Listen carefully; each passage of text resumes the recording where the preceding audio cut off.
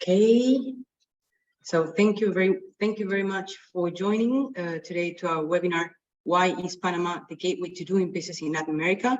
Thank you for all our participants, and thank you also to Ricardo from Limestone Consulting to give us this opportunity to make this webinar. We will start respecting the time of all the people that have joined. So let me introduce myself. My name is Denise Jungbloed. I am the Executive Director from the Chamber of Commerce Franco-Panama. I have been leading this role since 1.5 years, and I am very glad to have this opportunity to be with you again with this type of webinar. Today, our webinar, again, why is Panama the gateway to doing business in Latin America?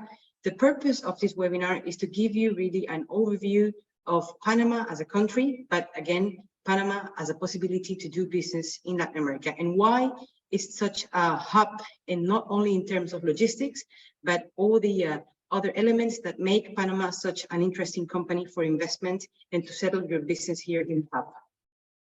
We will be doing this webinar with Ricardo Zubieta. So let me talk about him very briefly. He will introduce himself as well. Before doing that, before introducing Ricardo Zubieta, I would like to share with you some information about the Chamber of Commerce here in Panama.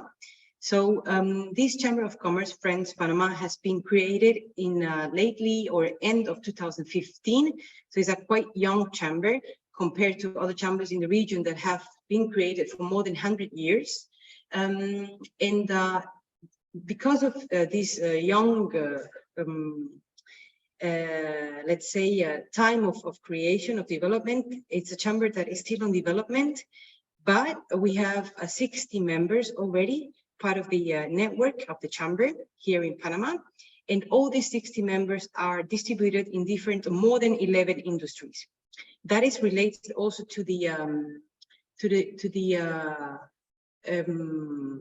functioning of the country. Panama itself is a country that is driven mainly by the industry of service of logistics, financial service, legal services.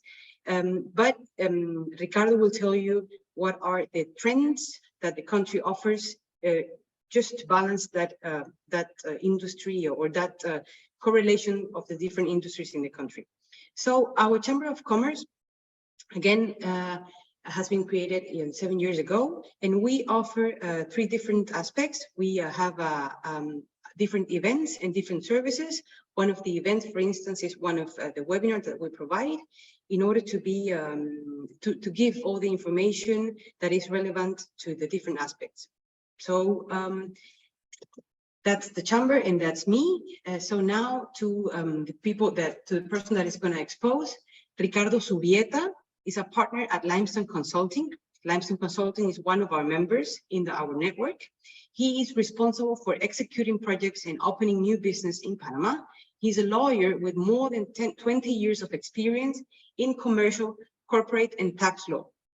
Ricardo also gained valuable experience in the public sector, acting as a former chief of staff for the Minister of Economy and Finance here in the Panama Republic. Ricardo is a law and political science graduated from the Universidad Santa Maria La Antigua. He has a master's degree in banking, corporate financial law from Fordham University in New York, and an MBA from INCAE Business School. In addition, he has also a Scrum Master certification. So we can say that we have really an expert in this matter, and also a person that has a lot of experience to share today. With that being said, I hand to you, Ricardo, the floor to say, and wish you a lot of success. Just to remind all the participants that are with us, we are counting to have 30 minutes exposition, so you will have at the end the possibility to start to make all your questions. We will have in between some polls just to remain engaged and you know, to make interactive this presentation, and to have you to make the best out of it. Thank you very much, and please, Ricardo. Well, thank you, everybody. Good morning to the ones in this side of the world, and good afternoon to the ones over there. Thank you to the Chamber of Commerce, to Denise, Manu, and Hugo, and all the team for making this possible. And thank you all for sharing your precious time with us. My apologies for not speaking French. I only took some French courses in Quebec many years ago, so the end result is not great. So I think it's better for everyone if I stick to English and Spanish for the time being. With that being said, well, I guess we're here because we want to know, well, why Panama? With that in mind, we're going to share an initial poll. It's a very basic one, just to have an idea where you are regarding your knowledge of Panama. Manu and the team from the French, from the Chamber of Commerce will share a short poll. We have it there, Denise and Manu. Hello. Yes, we are launching right now. Sorry. So the first question is, we are interested to know a little bit of your knowledge. How much do you know about Panama? So Panama as a business hub. How well do you know Panama as a business hub for LATAM? Really related to business hub. And we're going to give just some more seconds for the people to respond. And then we're going to share results just to see the public that we have in this webinar. So we have one more person to respond. Yep. And just one more second, then we can end this poll. Okay, so sharing results. Yep. You can see Ricardo. Yes, I can see it. So based on that, we're a little bit, we have a little bit of everything. So we'll keep to make it as general, but also give you the key information that I believe is more valuable. So with that in mind, let me stop this. Can you take the poll out? Still showing in the. Okay, now it should be okay. No. Oh. Still there. It's still there? I'm sorry. Or maybe it's taking some seconds to go away. Do you see it still? Yep.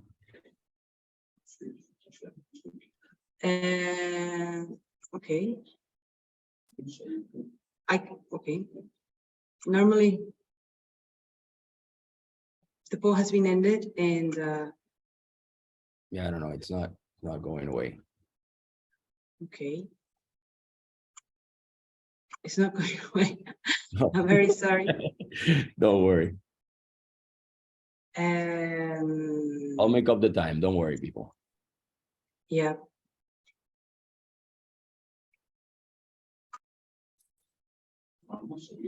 Sorry. Are the other ones that have joined, do you see the poll as well? Because I don't see it. We are seeing the Limestone presentation as just why Panama. Yes. So you can go ahead. So I'm the only one with the, I can take this poll out. Yes, please go ahead. Thank you, Alessandro, or the person that supported it. But I cannot continue because it's still sharing the, there you go. No. Okay.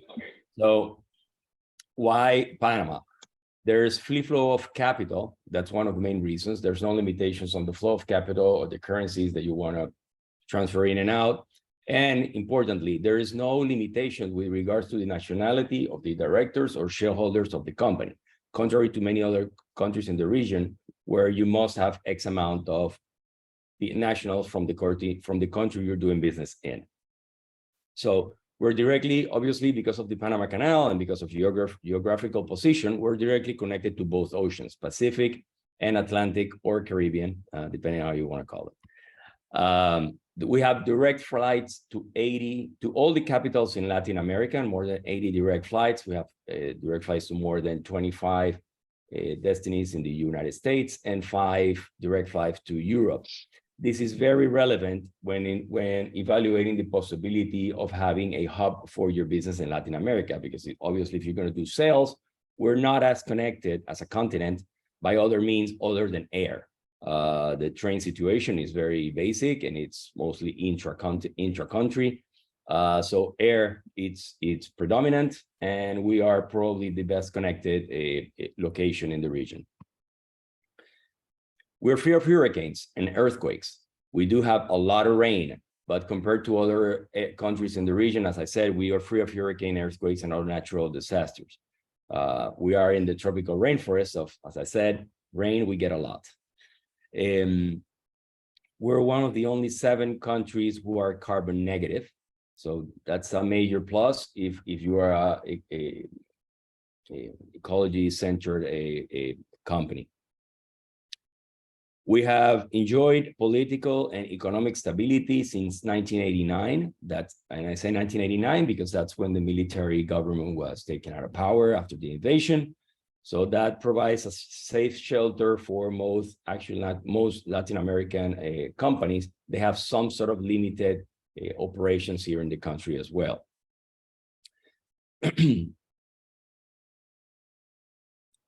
The US dollar, many countries use the US dollar, but US dollar is our currency. We have US dollar since our independence from the United States.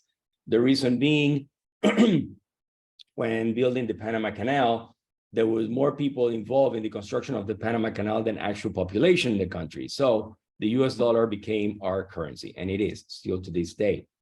That provides a lot of stability, financial and so on, and help us create our regional banking center, which we still enjoy today.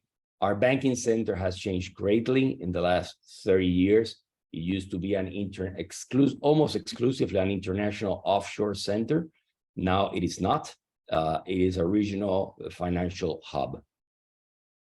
We have 23 free trade agreements with the most relevant Latin American countries, with the United States, with Europe, some Asian countries as well, which opens the market for, opens the much bigger markets, as you can understand. We're a digital hub. 7 fiber optics lines pass through Panama, which facilitates the creation for digital companies within the territory. We have a territorial tax system. I'm not going to bore you with taxes, but I'll explain this a little further in the presentation, what does it mean, because it's been a topic of debate for many, many years. So I'll get to that a little later on, but it's a great advantage to have a territorial tax system. By the way, there are many countries where they have it. We are, as Denise explained in the intro, we have a diversified economy, and this is a service-oriented country. So we're not heavily dependent on any production. We're not dependent on oil, on any specific product, bananas, or anything of the sort. We're a service-oriented economy, which gives us a great deal of stability, financial and microeconomic as well. In the last 15 years, and this is just general information, Panama has gathered more than 35 of the foreign direct investment in the region, followed by Costa Rica, who has less than 15. So that gives you an idea of how important Panama is with regards to attracting foreign direct investment in the region. As I said, the tax situation is going to be, I'm going to touch on this, because we are not a tax haven.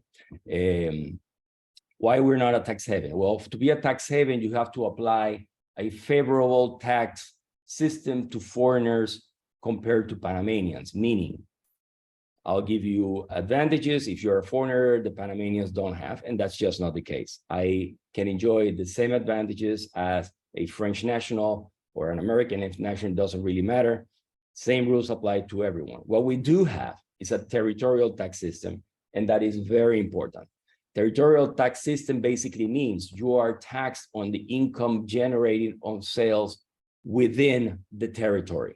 So if I'm selling shoes, but I'm selling them, I'm producing them in China and selling them to Honduras or Costa Rica or Brazil, and those sales are generated there, then those are not considered tax generated in the territory. So what I'll explain so far are those characteristics that are intrinsic to Panama. No special laws, nothing. That's just what we have and we've always had as a country. Now I'm going to explain you a little bit the different incentives that we have, because these incentives are divided in 2 large groups: the special economic zones and the special investment opportunities. The special economic zones, as the name indicates, are those that are specifically in one geographical area of the country. while the special investment opportunity are special laws that apply regardless where you want to establish your operations within Panama.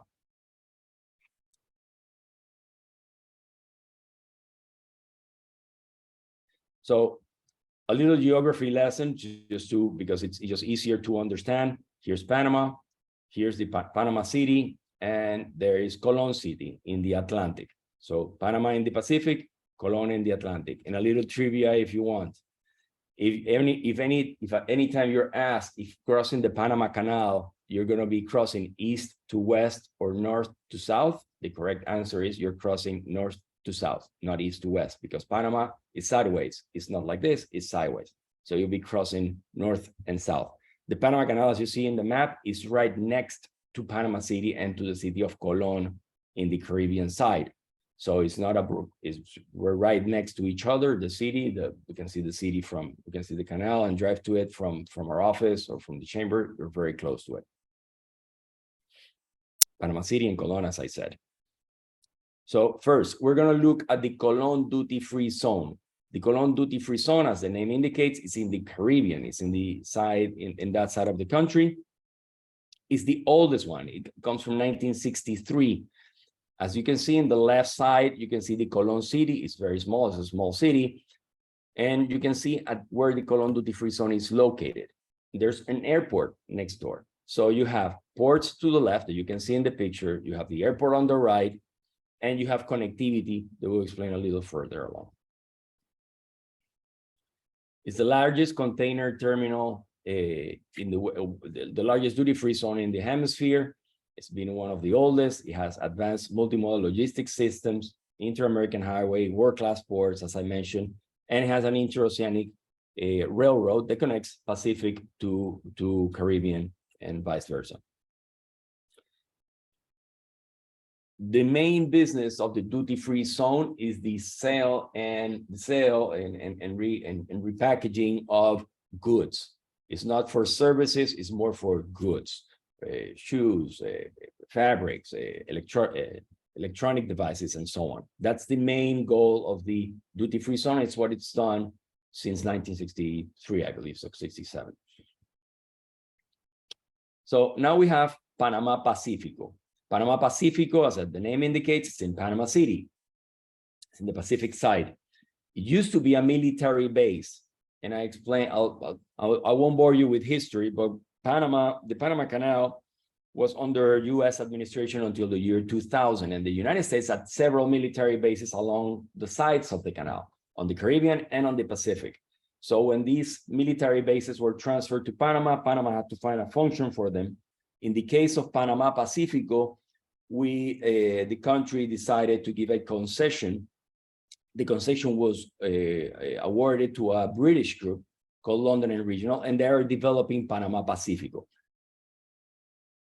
Colón is not a concession administered by the central government. So Panama Pacifico is a concession administered by London and Regional. These are a few photos of how it looks. Also has an airport, same as Colón. It does have an airport within its installations, but it also has a residential area. It's a beautiful place. It's very green, looking for families that don't really want to live within the city. As you can see from the map, it's crossing the city. There we have the three bridges that cross from the side of the Panama in Colón City to the other side. So Panama Pacifico is on the other side, but it's a very short drive. It's 45 minutes from Panama City as well. So what do we do in Panama Pacifico?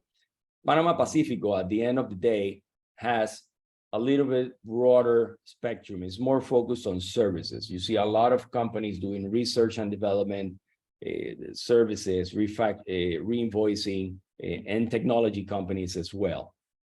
You can also have a re-exports from it, but it's not really its core business. Also, as I said, it's a residential area and the quality of life is quite good. It has beautiful green areas. So if you work and live there, it's beautiful. It's a different thing than Colón, as I mentioned before.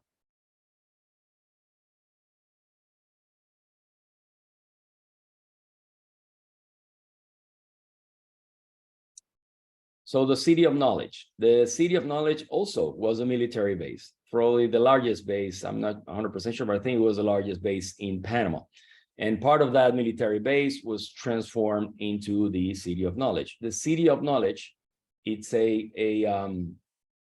non-for-profit foundation, contrary to, as I mentioned, Colón is part of the central government and Panama Pacifico is for profit, is a concession to a private entity.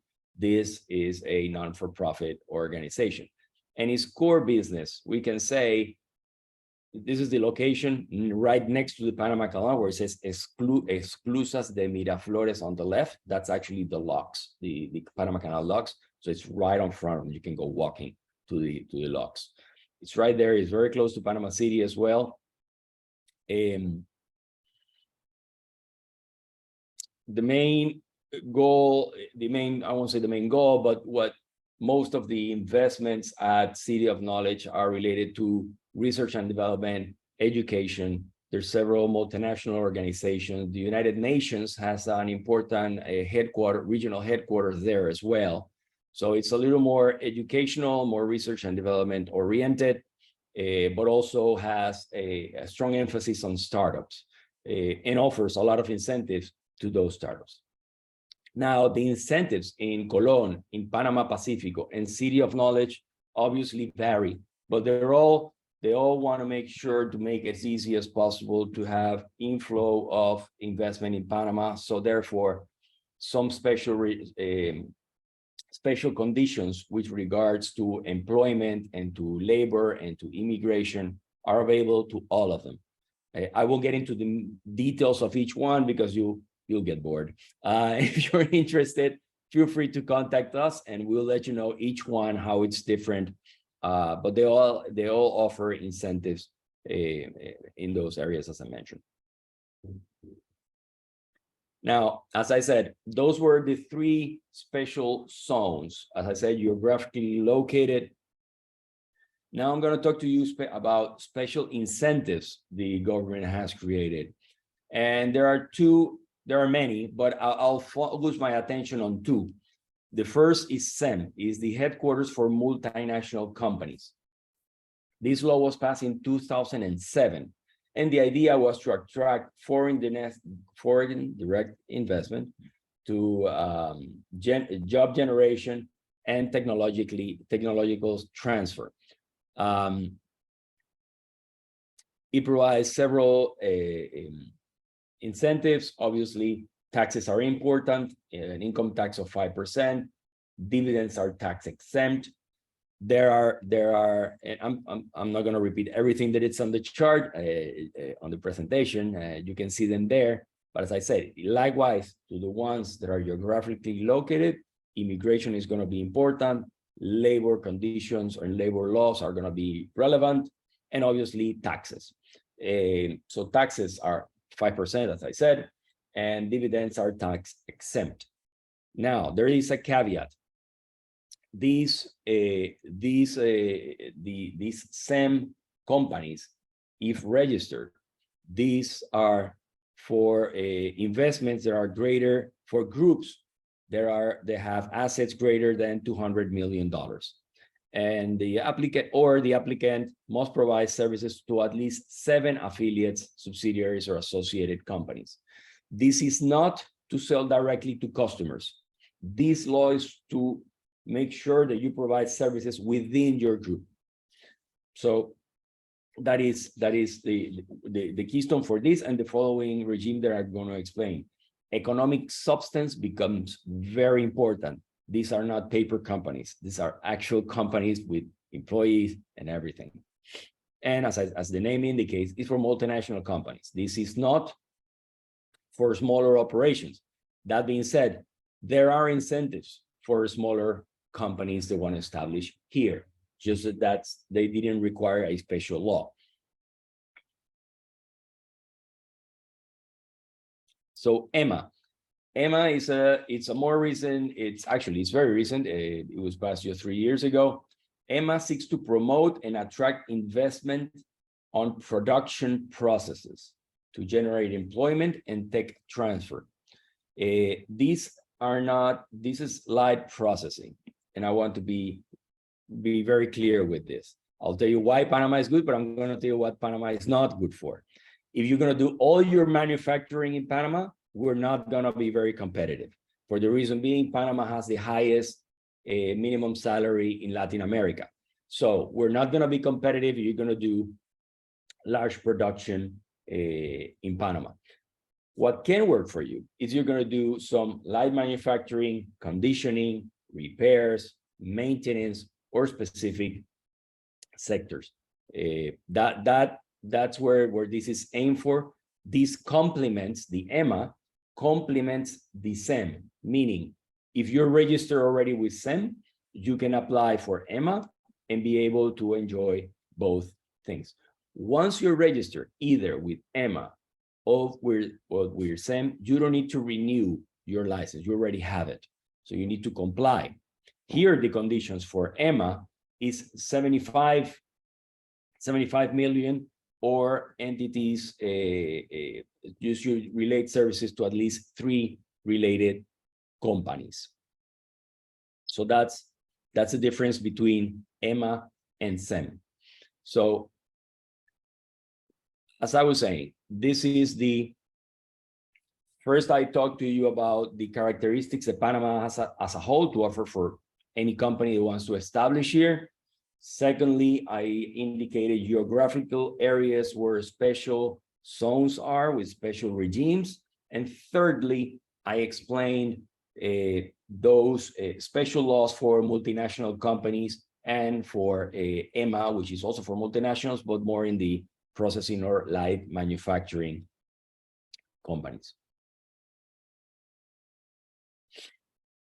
So I think now we're going to have, these are some of the companies that are here. We have more than 180 multinational companies in Panama at the time. This is just a very brief picture of them, but we have more than 180 multinational companies in Panama. I actually worked for one that it's not shown there, but I worked for one for 8 years. And the company has been here since before the SEM law. And then they applied for SEM, and now they are SEM. It's a Swedish multinational company. I was their legal director for 8 years, as I mentioned. So we're going to pass a second short poll. I don't know if you're ready, Denise or Manu. Yes. So here is the second poll about your different webinar expectations. So we would like to know what did you want to get out of this webinar?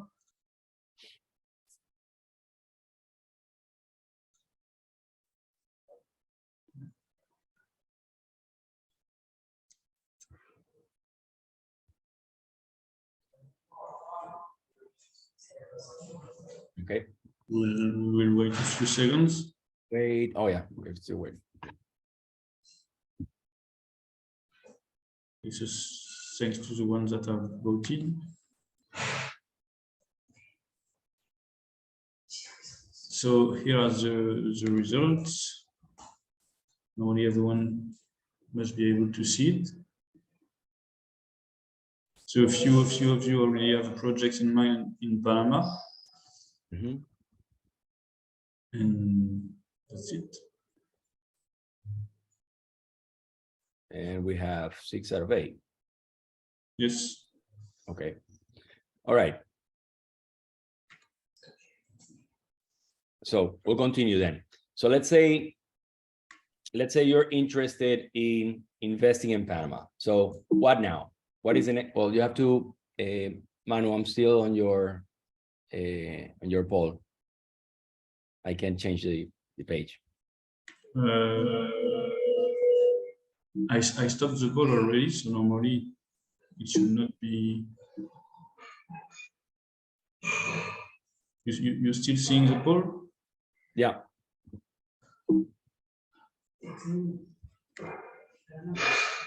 Normally it should not appear, so I don't know.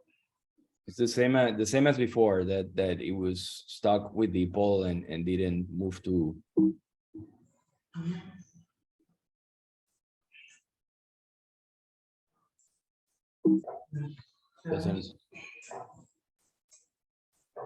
I don't know, because Denise doesn't have it, and I don't know if the other people that are watching us are still seeing the poll, but It's not letting me go forward.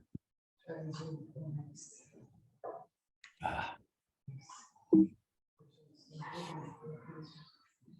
All right. Nope. There you go. I think you have the controls. Okay, so let's say you're interested in investing in Panama. Panama, like any other country, is about connections. Who do you know? How do you know? And what we try to help you with is helping you know the ropes, who to talk to, who not to talk to, who affiliate yourself with, and who not to. This is very important. And so what we provide is local representation. And what we mean by local representation, like the name says, we will represent your interest while serving you here. We try and become you here. And so that you're treated, that has several advantages, obviously. A representative offices, which what we provide, we conduct the initial stages of your operation in the country. It's much faster than setting up your own branch. We provide you with, as I said, we represent you with banks, with lawyers, accountants, wherever you need to get going and have that initial establishment as quickly as possible.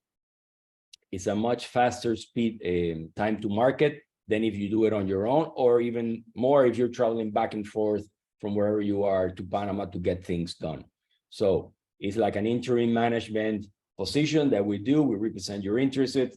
Try to save as much time as possible in those initial stages by knowing who to talk to, when to talk to, and how to get things done, and be treated as a local and not as a foreigner in an unknown country.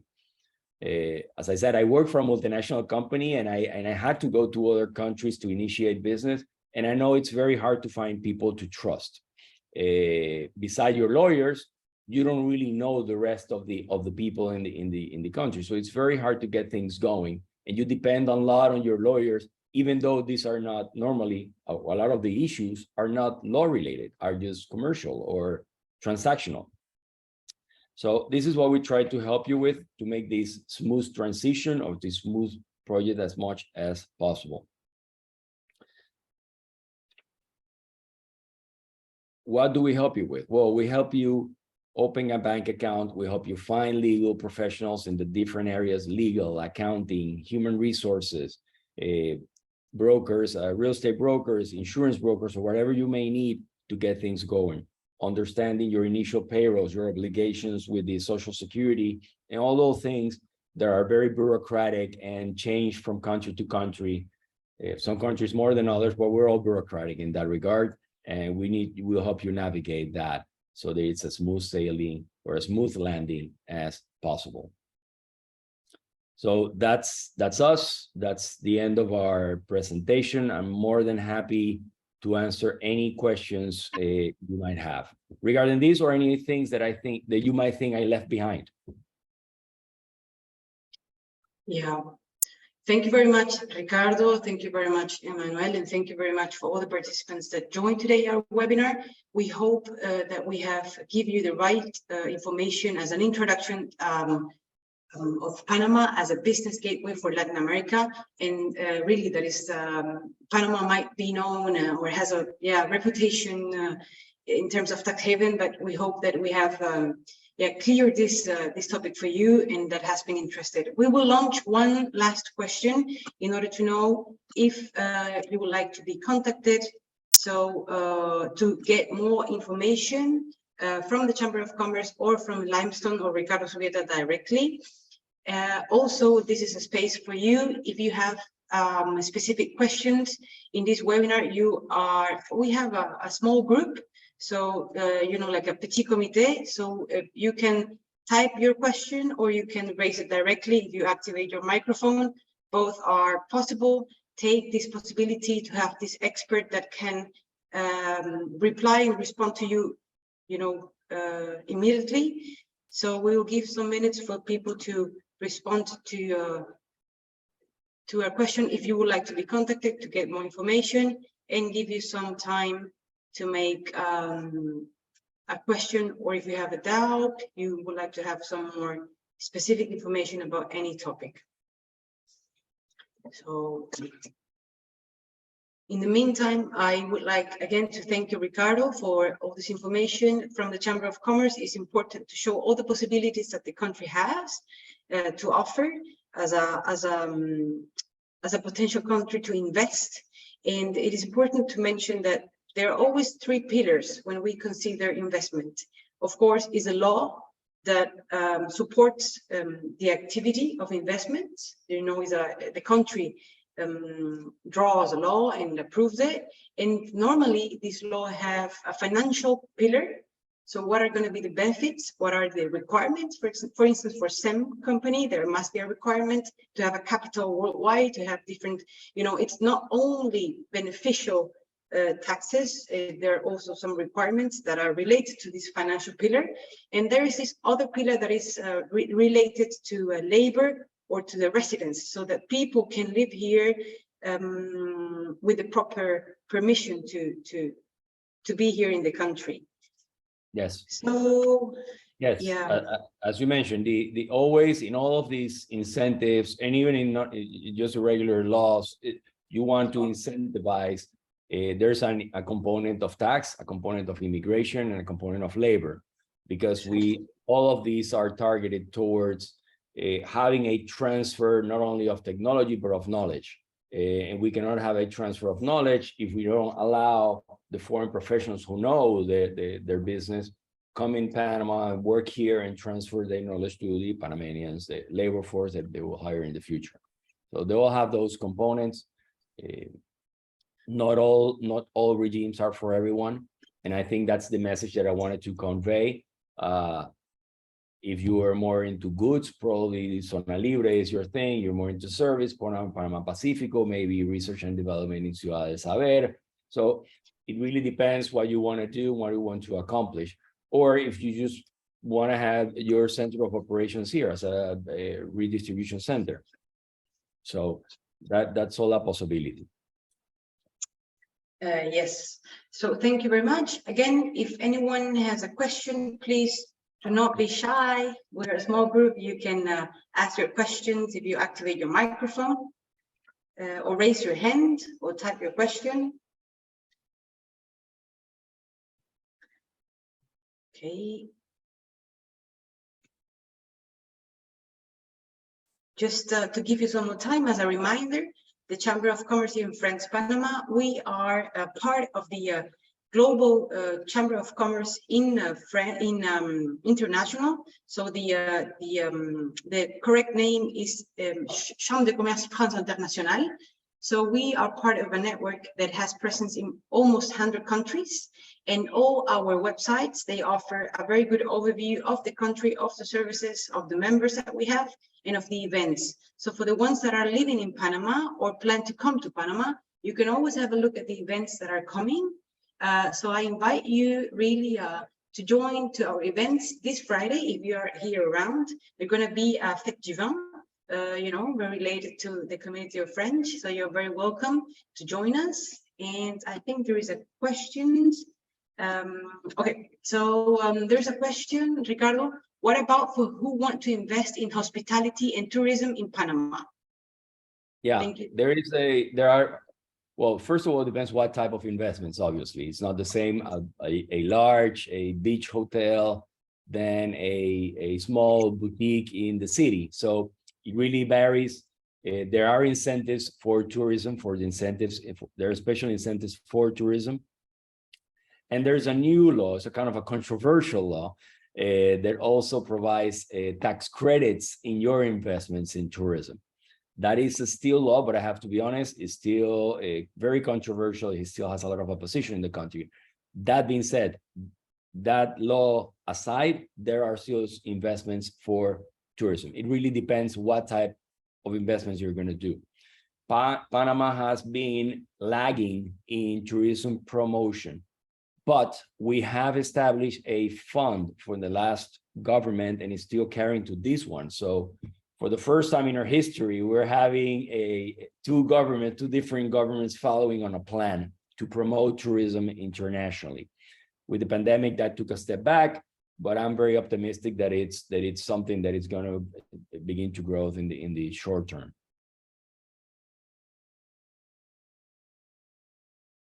I don't know if that answered the question of wanting to know something more specific. Yeah, he says maybe a small investment in Casco Viejo. Yeah, our offices are in Casco Viejo. Yeah. Yeah. As I said, there's incentives for Casco Viejo, which are different than for those in tourism. So as I said, that's something that is more like we have to be really sure what you want to do. And then from there on, then you will say, well, what incentives apply to that? Casco Viejo has experienced a transformation in the last 20 years. I can remember 20 years ago, it was completely different. Casco Viejo, for those that are not familiar with, is where the original Panama City was located. It's the old city, basically. It's where the French embassy is. It's a beautiful place, and there's a lot of opportunities, a lot of new hotels opening as well. So, but yeah, as I said, we have to figure out if it's an investment on tourism or it's an investment in Casco Viejo per se, just because it is Casco Viejo. And then there's some incentives for that as well. Okay, so we have respected the time that was planned for this webinar. So thank you very much. There is another question. Yeah, thank you. No. So thank you very much for the ones that have answered that, our last question, if you wanted to be contacted. Thank you very much for the ones willing to receive information. We will send you the presentation to your email, and we will be uploading this webinar on our YouTube channel that you can access also through our website. So everything is very easy to access. And of course, we remain available for any information or for any question you might have, the Chamber of Commerce or Ricardo itself. And yeah, we wish you a very nice day, a very rest of the week, and a lot of success during this end of the year period. Thank you again.